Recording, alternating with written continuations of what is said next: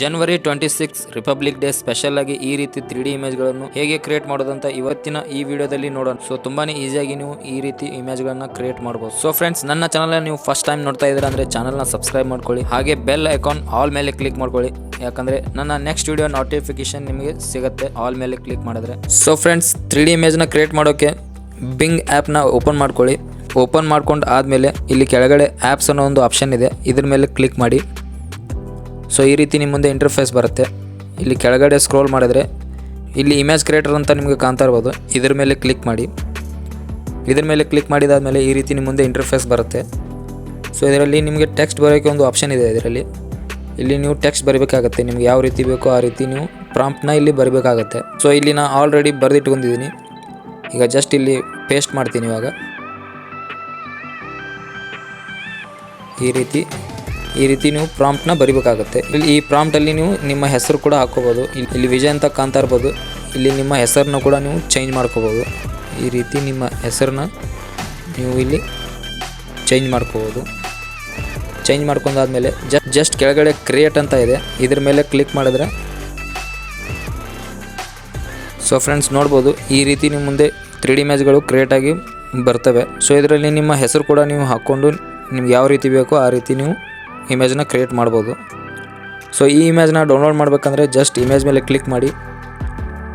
ಇಲ್ಲಿ ಕೆಳಗಡೆ 3 ಡಾಟ್ ಕಾಣ್ತಾ ಇದೆ, ಇದ್ರ ಮೇಲೆ ಕ್ಲಿಕ್ ಮಾಡಿ ಆ್ಯಂಡ್ ಡೌನ್ಲೋಡ್. ಇದ್ರ ಮೇಲೆ ಕ್ಲಿಕ್ ಮಾಡಿದರೆ ನಿಮ್ಮ ಇಮೇಜ್ ನಿಮ್ಮ ಗ್ಯಾಲರಿಯಲ್ಲಿ ಡೌನ್ಲೋಡ್ ಆಗುತ್ತೆ. ಸೊ ಫ್ರೆಂಡ್ಸ್, ಇವಾಗ ನಾನು ಬೇರೆ ರೀತಿ ಒಂದು ಇಮೇಜ್ನ ಟ್ರೈ ಮಾಡ್ತೀನಿ. ಇವಾಗ ಜಸ್ಟ್ ಈ ಪ್ರಾಂಪ್ಟ್ನ ಡಿಲೀಟ್ ಮಾಡಿಬಿಟ್ಟು ಬೇರೆ ರೀತಿ ಪ್ರಾಂಪ್ಟ್ನ ಇಲ್ಲಿ ಪೇಸ್ಟ್ ಮಾಡ್ತೀನಿ. ಸೊ ಫ್ರೆಂಡ್ಸ್, ಈ ರೀತಿ ನಿಮಗೆ ಪ್ರಾಂಪ್ಟ್ ಎಲ್ಲಿ ಸಿಗುತ್ತಪ್ಪ ಅಂದರೆ ವಿಡಿಯೋನ ಪೂರ್ತಿ ನೋಡಿ, ನಾನು ಲಾಸ್ಟಲ್ಲಿ ಹೇಳ್ತೀನಿ ಈ ರೀತಿ ಪ್ರಾಂಪ್ಟ್ನ, ಈ ರೀತಿ ಸ್ಕ್ರಿಪ್ಟ್ನ ಎಲ್ಲಿಂದ ಕಾಪಿ ಮಾಡ್ಕೋಬೋದು ಅಂತ. ಅಲ್ಲಿ ನಿಮಗೆ ಅನ್ಲಿಮಿಟೆಡ್ ಸ್ಕ್ರಿಪ್ಟ್ಗಳು ಸಿಗ್ತವೆ. ಕಾಪಿ ಮಾಡಿಕೊಂಡು ಡೈರೆಕ್ಟಾಗಿ ನೀವು ಇಲ್ಲಿ ಪೇಸ್ಟ್ ಮಾಡ್ಬೋದು. ಪೇಸ್ಟ್ ಮಾಡಿ ನೀವು 3D ಇಮೇಜ್ನ ಕ್ರಿಯೇಟ್ ಮಾಡ್ಕೋಬೋದು, ನಿಮ್ಮ 3D ಇಮೇಜ್ನ.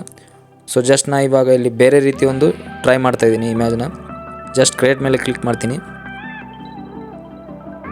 ಸೊ ಫ್ರೆಂಡ್ಸ್ ನೋಡ್ಬೋದು ಈ ರೀತಿ ನೀವು ಇಮೇಜ್ನ ಇದರಲ್ಲಿ ಕ್ರಿಯೇಟ್ ಮಾಡ್ಬೋದು.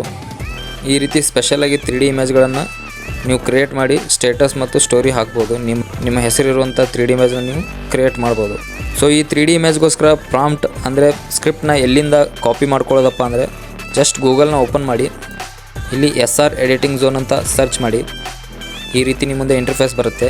First one SR editing zone ಅಂತ ವೆಬ್ಸೈಟ್ ಕಾಣ್ತಾ ಇದೆ, ಇದ್ರ ಮೇಲೆ ಕ್ಲಿಕ್ ಮಾಡಿ.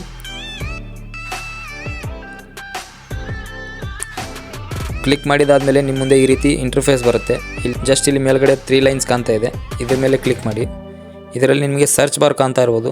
ಇಲ್ಲಿ ಸರ್ಚಲ್ಲಿ ನೀವು 26 ಜನವರಿ ಅಂತ ಟೈಪ್ ಮಾಡಿದ್ರೆ ಸರ್ಚ್ ಮಾಡಿದ್ರೆ 26 ಜನವರಿ ಅಂತ ಸರ್ಚ್ ಮಾಡ್ಕೊಂಡಾದ್ಮೇಲೆ ಈ ರೀತಿ ನಿಮ್ಮ ಮುಂದೆ ಅನ್ಲಿಮಿಟೆಡ್ 3D ಇಮೇಜ್ಗಳು ಬರ್ತವೆ. ಸೊ ಜಸ್ಟ್ ಇದ್ರ ಮೇಲೆ ಕ್ಲಿಕ್ ಮಾಡಿದ್ರೆ ಇಮೇಜ್ ಮೇಲೆ ಈ ರೀತಿ ನಿಮ್ಮ ಮುಂದೆ ಇಂಟರ್ಫೇಸ್ ಬರುತ್ತೆ. ಇಲ್ಲಿ ಜಸ್ಟ್ ಕೆಳಗಡೆ ಸ್ಕ್ರೋಲ್ ಮಾಡಿದ್ರೆ ಇಲ್ಲಿ ನೀವು ನೋಡ್ಬೋದು ಫಸ್ಟ್ ಪ್ರಾಂಪ್ಟ್ ಅಂತ ಕಾಣ್ತಾ ಇರ್ಬೋದು. ಈ ರೀತಿ ಇದನ್ನು ಕಾಪಿ ಮಾಡಿಕೊಂಡು ನೀವು ನಿಮ್ಮ ಇಮೇಜ್ನ ಕ್ರಿಯೇಟ್ ಮಾಡ್ಕೋಬೋದು, ಕಾಪಿ ಪೇಸ್ಟ್ ಮಾಡಿ. ಇದರಲ್ಲಿ ನಿಮ್ಮ ಹೆಸರು ಕೂಡ ಚೇಂಜ್ ಮಾಡಿ ನೀವು 3D ಇಮೇಜ್ನ ಕ್ರಿಯೇಟ್ ಮಾಡ್ಕೋಬೋದು.